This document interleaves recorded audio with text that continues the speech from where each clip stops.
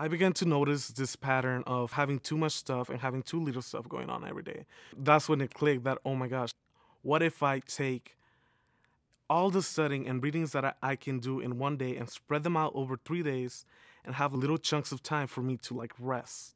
So I came into college as a student athlete on the women's track and field team, and I didn't really know what to expect in terms of what college was going to be like for academics or athletics. I had a track meet once. Of course, I had to come back for 2 finals the next day, and I didn't study at all while I was there. I'm not thinking about studying, I'm thinking about competing. So I got back, and literally that night till the morning of my test, I just had to cram, and I didn't do well at all. I'm a tutor at Singer, and I help people manage their time.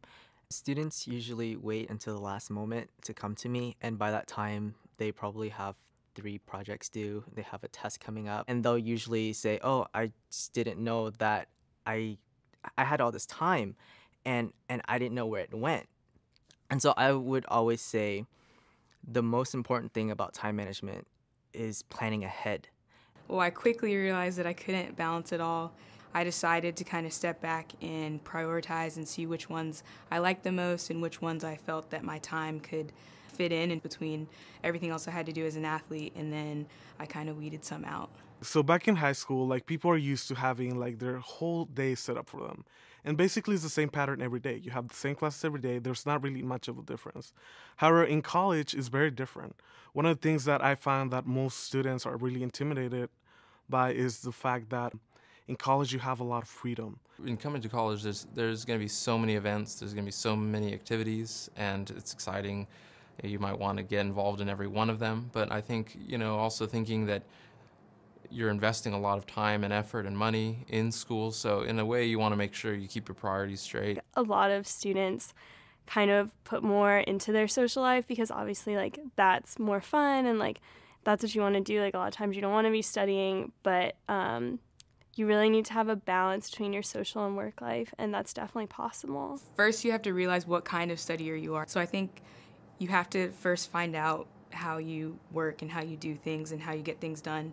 I'm a person who likes to study on my own until I've mastered the material, and then I'd like to go into a group and collaborate. Whatever your study style is, you have to recognize it and use it so that you can efficiently study. Developing a routine is going to be really crucial especially in preparing for tests, specifically in subjects like language or math, where you can't sit down and just kind of cram. By having a schedule and plan, I can prioritize the things that need to be done, and I can also find windows. I can have some time, some downtime. During orientation, it's very important to keep in track of the things you need to do versus the things that you want to do. I ended up noticing that I didn't go to a lot of meetings. I didn't plan ahead. There were buildings that I didn't know about. There was shortcuts that I didn't know about. There's a lot going on at orientation. You have an academic advising appointment and a pre-advising appointment, and then there's wing meetings and all these different programs you can go to.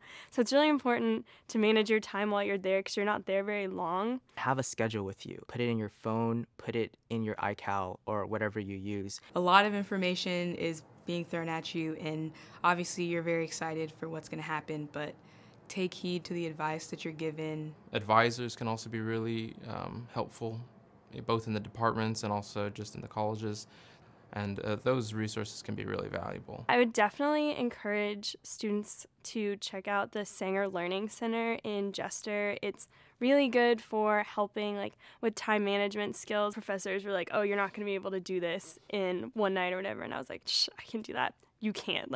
It's so much easier for you if you just get a planner, start scheduling early, and then it's going to become a habit that you'll have throughout the rest of your schooling and your life. So it's really beneficial.